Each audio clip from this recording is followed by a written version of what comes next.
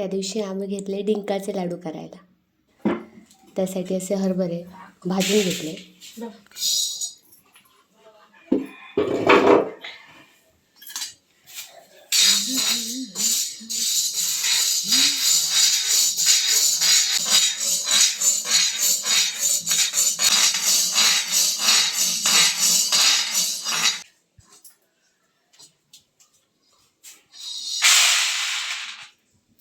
त्याच्यानंतर पांढरे तीळ घेतले, ते भाजून घेतले.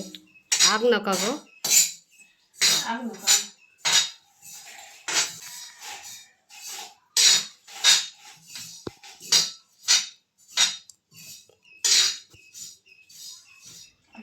आता डिंक भाजण्यासाठी आम्ही घेतलं तूप आणि त्यात हे डिंक भाजून घेतले. डाव किलो भाज आता हुकवतो होतो, नो प्रॉब्लेम.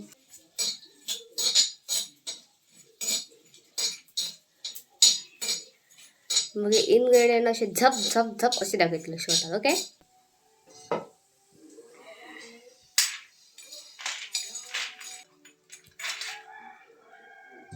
Okay done.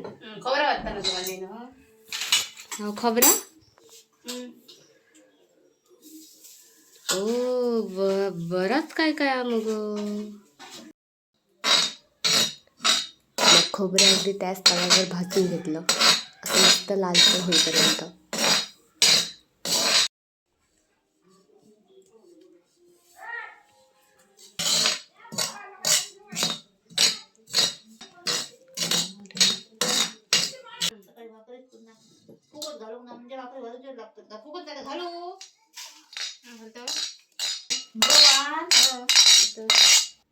नंतर डिंक आणि ते पांढरे तीळ मिक्सरला लावून घेतले.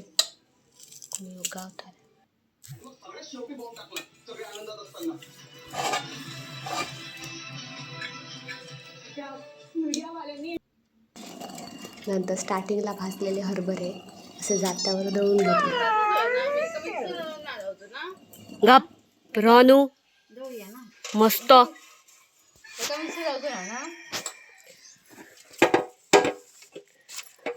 मिक्सर का ना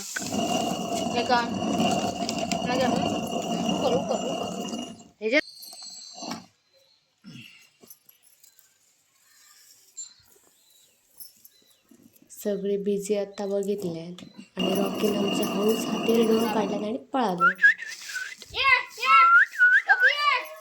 हाय माझे थोडं कोणाके बघता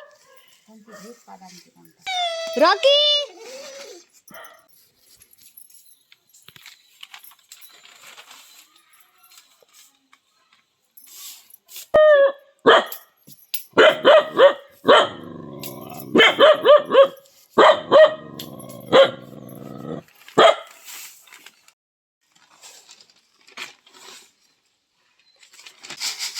फापडू आहे.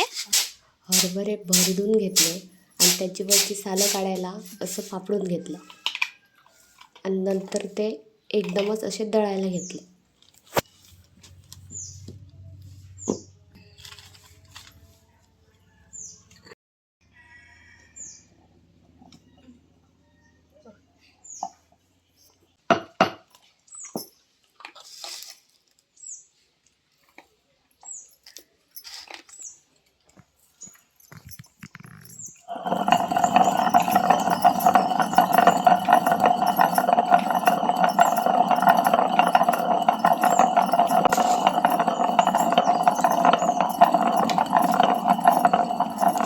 आता असे दळताना अगदी बारीक पीठ येईपर्यंत दळायला पाहिजे.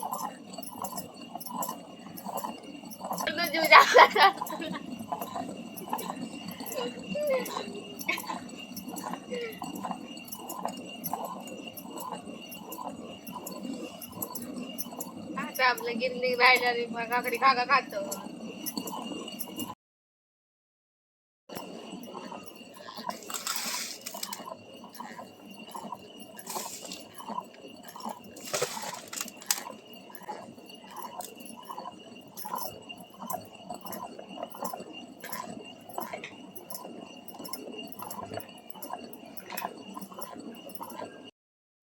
शेवटला दळून झाल्यावर ते पीठ सगळं चाळून घेतलं.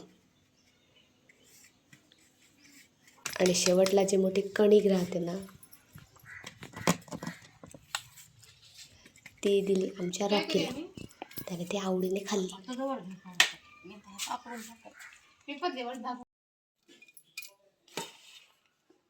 काळा गड काय घ्या.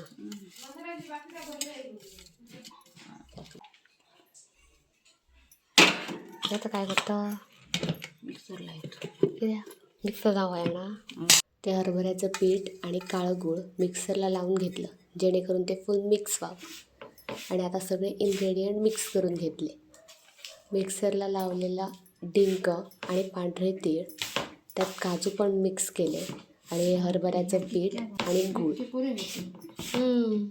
सगळं मिक्स करून घेतलं.